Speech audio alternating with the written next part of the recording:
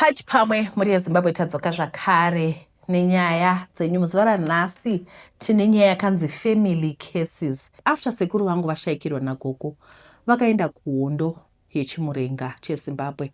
After the war vakadzoka vakaroora mudzimai wavainge vasangana naye kuhondo. So vakadzoka masiblings avo ose ainge aroora kana kuti aroorwa vave nedzimba dzavo mutown.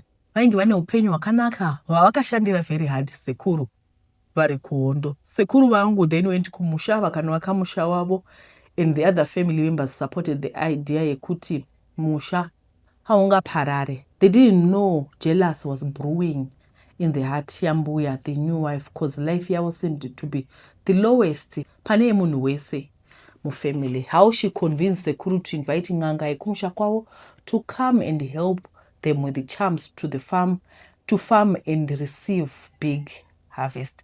That was around 1991. Same time I was moved from my maternal grandparents kwenda kumusha kwa baba vangu. After inviting the devil into the family, ng'anga iyi yainzi Sekuru Kamoto. I would love to believe sekuru vangu just wanted kugadzira life yavo to be better so that he can keep up nelife dzevamwe vavo. Kamoto uya akauya pamba and he said vabereki venyu vakafa but hamuna kuvachema mese mai vavana vadiki, so itai bira ndikugadzirei life dzenyu dzifambe mushe. Sekuru vangu consulted his siblings and they all agreed to fund bira riya, and everyone came for the bira, and that was the time and akaunzwawo pambapa. After bira, people would go to him for individual services. Kana kubasa kwadai sekuru ndibasirei voti iwe bvisa pondo, munhu oti ndine dola voti it's okay, kana zvinhu zvako zvakafamba wozoya nemari. Munhu wese akatemerwa nyora. After 6 months of providing his services, he returned to his home in Nyanga. Ipapo sekuru vangu stayed with him kumusha vachiitiswa zvinhu zvakawanda, rituals to be specific. Ini zvekurima kwavo, I didn't see any difference. Ndaiva mudiki but hapana kuita notable change in terms of development. Paitwa nedzimba 3, imwe ikapwanyika kukasara 2. Then the other siblings had cars, ma 4 for almost 10 that time yacho.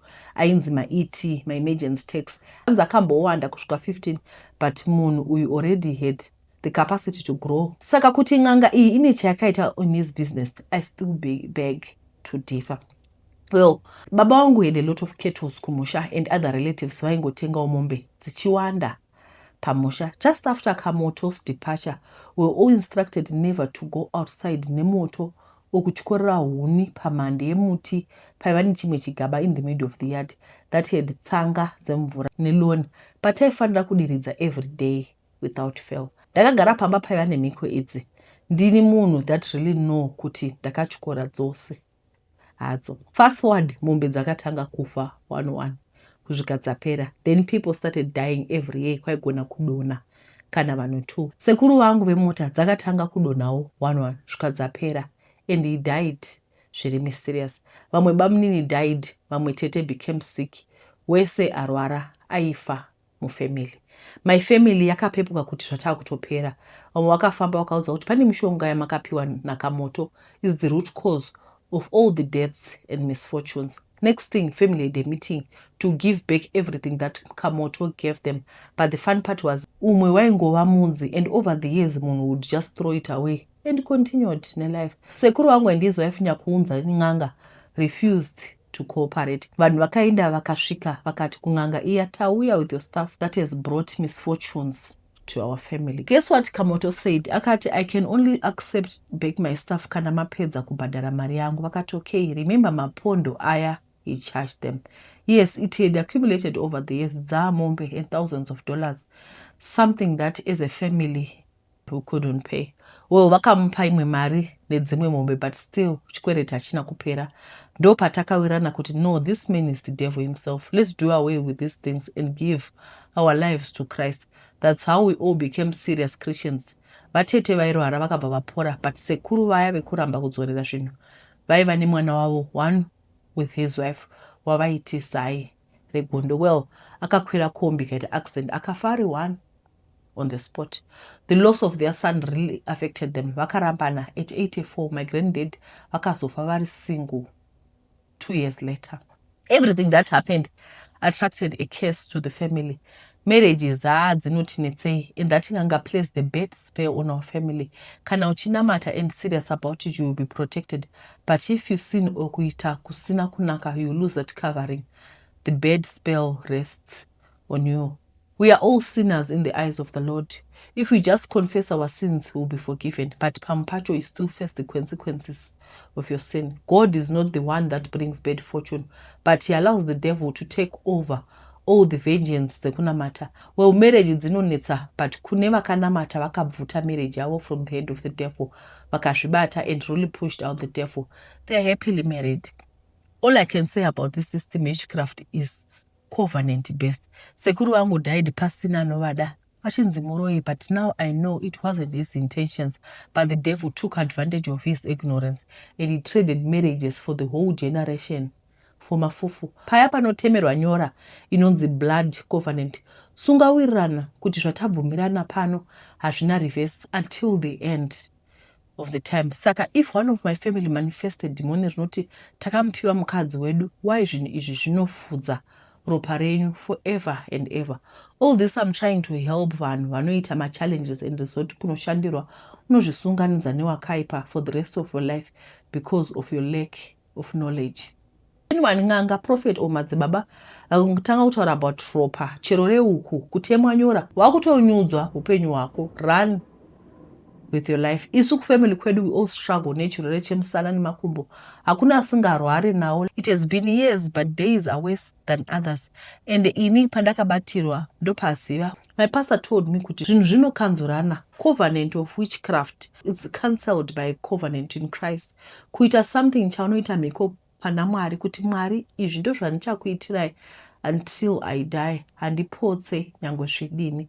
It's not easy, but that's the only way out. I'm just pleading. Kune asati asvibiswa hake naSatana. Garai matambira kure. Don't participate in stuff you have no full understanding of. Protect your kids. Fanika nyora. Idzo musambo famakadzitemera. Okutemesa. Vana paunotemwa nyora uri kuziva here what's in the mix. Are you aware what's being taken? The trade with the devil is never a fair one. Ever. Anoti I'm assisting kuti uwane basa, but achitora all your blessings. Satan is a trickster. We are dealing with the devil that tricked Adam and Eve. He's been on this earth for millions of years. His greatest advantage is time. Vane experience vakuru ava takauya varipo ende tichavasiya pano. Never think you can beat him in his own ring. Hana chemara ungafara nhasi kuti nganga yakuvhurira madosi, but uchachema chete. Zvinonetsa mangwana, your life will be limited. Devil claiming to own you. Some doors will never open, no matter how much you try. Garapas and start your family ugly patterns. Mama Adi just prayer, but knowledge and understanding. Make good decisions. Avoid some things, even when everyone is doing it. Because of your family cases, you can't fall in the same pits that anatete wako fell in. Road yakamedza madzibaba edu must be avoided. Address some issues from a point of intelligence.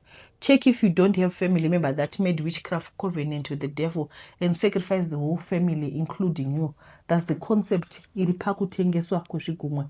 Stay blessed. Thank you for reading this long story. Right. Tazvinzwira toga nditi kuti pane macovenant anoitiwa atinenge tisingazivi kuti ndechii, asi unongokaruka uri masviri. Ndoziva kuti varipo vanhu vazhinji vari mumafamilies akadai ekuti pane zvitsidzo zvakaitiwa iwe usingadozvizivi asi nawo zvava kuafecta. Hanzi let's choose Christ. Okay, regai tione kana pane imwe inotera. Hello beloved ladies, I hope you are well. I can't believe I'm writing this kind of a diary after nyonga that I fixed in my life lately. I'm shaking, I'm crying, but I have to tell you about this one. Every time you see things falling apart, don't despair. Wait on the Lord. Vakatendeka. Some few years ago, my bishop vangu came to my house. Vakati, stop daughter, I want to book MSV, but I share fees. Not only that, hapana bus fare, accommodation, ne mari rent. Ndakabva pa mari fees, ne $60 rent, ne bus fare. She said, ndichakupa back mari. Ndikati, no, let me seed for my kids. Ndisazoshare yo mari fees, vasit kana vana vangu yangu kuti vaende kuuniversity. I paid a fees for 2 years and mari rent every month $60. She then got a job and paid for herself until she graduated. When she graduated, she had already forgotten about me. Zvekuti pa graduation party, I was never mentioned, my twins are in grade 2. Then life continued. As you know, life is so unpredictable. My twins passed O level. One watch wanted to do culinary arts South Africa. Fees first vaida 103,000. Vachiida ka1 then zvimwe zvemabhuku and all. Apa ini mari iye handina, finances were not balancing, so the other twin proceeded to A level. Mumwe akagara ake pamba. She came to me one day akati, mama, ndichaenda kuchikoro here? Ndikati, yes, unoenda. Give me 6 months. I went to God and prayed, and God said, siya vana ava ndevangu.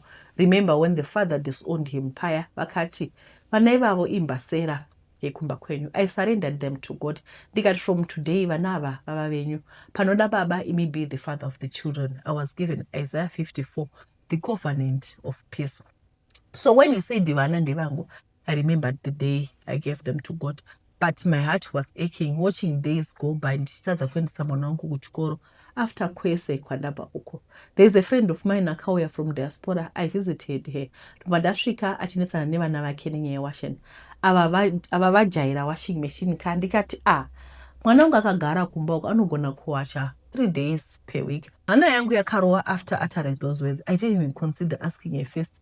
But okay, when I got home, I asked her to do laundry for my friend and they 4 kids 3 times a week. It's okay, mama, don't worry. So I kind of first day manero vakadzoka naye to take her clothes. Hanzi uyo achadzoka kana tadzokera. Okay, they left my vacation awo ekunyanga in Kariba vakaenda vese. Day she was going back. Ndindaenda nawo ku-airport ndobva ndadzoka nemwana wangu. My friend said to me, asikana mwana Makarara, she's a good girl. I asked her, akati ari kuda kuenda kuchikoro for culinary arts. Ndikati, yes, that's what she has always wanted. My friend then said, uyu mwana wangu, iwe buda munyaya dzine chekuita naye. And a few months later, ndakakwidza mwana ndege. On Friday, kuenda ku Scotland kuchikoro. My friend sponsored for everything. Kubva ku passport. After ndamusiya pa airport, ndakatenderera muroundabout muya kuti anogona kudzosa something may go wrong. Until my son said, mama, ane phone, achakufonera kana ne problem. Atoenda, ndokuenda kwacho. I broke down and cried. I always write about seed harvest, but sometimes we forget about the seeds that we sowed. So when harvest time comes, notanga, ndiwo kuvhunduka. Ndikakudzai pressure ndakapiwa namai vavo ka you think ndivo mai vemwana. Hembe ngauye nedziri pamberi chete, ndomutengera hembe kuno asvika. So she was asking me, nai mama, my friends enyu aya munombowawanepi? Sure, zviri kwere. Please help me pray and bless this amazing soul. I can't thank her enough. Musoro wangu waingwa pasi kametsadzi sikubalanza izvezvi. Mwanangu, she's at my friend's house very too, because vana vefriend yangu vanogara vegawo. Nyakudiridza vamwe achadiridziwawo. Chipavhurire achakodzwa. Thank you for reading through Raven Diaries 0772 845 5786. Ndabatikana stereki especially panyaya yekuti vakabatsira mwana aenda ku-MSU nemari ye-school fees. Asi in the end mwana wavo akazoendeswa kuchikoro ku-Scotland. Mwari vakanaka, I don't want to lie. In so many cases tinoitira vamwe zvakanaka, and there are so many cases ekuti unenge utori pama1 wobva watoti utora foni yako utarisa phone book kudai woona kuti hapana kana munhu wani anogona kundipa mari. I remember last week, like month and week, yes, the month and week, I remember I sent my friend geji remota ndikati iwe handina kana fuel pakati ipei. Munhu ya message iye akazoiona akazondifonera I think 3 weeks later. Ini kubva musiyo geji rakanga rakadzima. Like I'm saying kuti you do things for other people, but when it's time for you to get help unotombotarisa phone book rako kudai woona kuti hapana kana ndiani angandibatsira woshayiwa. Asi Mwari will send someone somebody that you least expect ukutumira mari ugona kuwanawo mari yezvaunenge uchida. Saka shoko riri kungotaura kuti ngatipei nekuti chipavhurire akakodzwa. Tinokutendai nekuteerera episode ino. It was really uplifting, I don't want to lie. Thank you Sis Raven for uplifting our souls. Mwari vakuitirai zvakanaka. Ndatenda. Bye bye.